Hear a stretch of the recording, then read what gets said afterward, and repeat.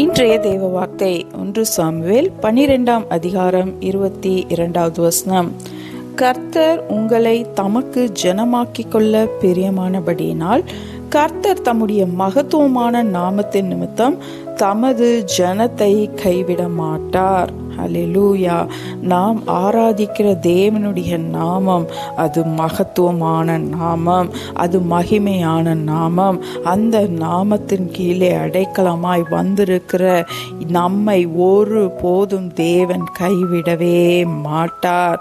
உலகத்தின் ஜனங்களாய் இருந்த நம்மை, உலகத்தின் பின்பதாக அலைந்து திரிந்த நம்மை தம்முடைய ஜனமாக ஆண்டவர் பிரியமாக மாற்றிக்கொண்டாரே. எதற்காக? கைவிடுவதற்காகவா?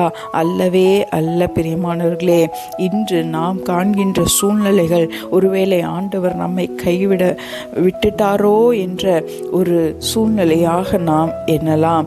ஆனால் ஆண்டவருடைய வசனம் சொல்லுகிறது, அவர் நம்மை அவருடைய ஜனமாக கஷ்டமா வசனமா ஏற்றுக்கொள்ளல, பிரியமாய் ஏற்றுக்கொண்டார்.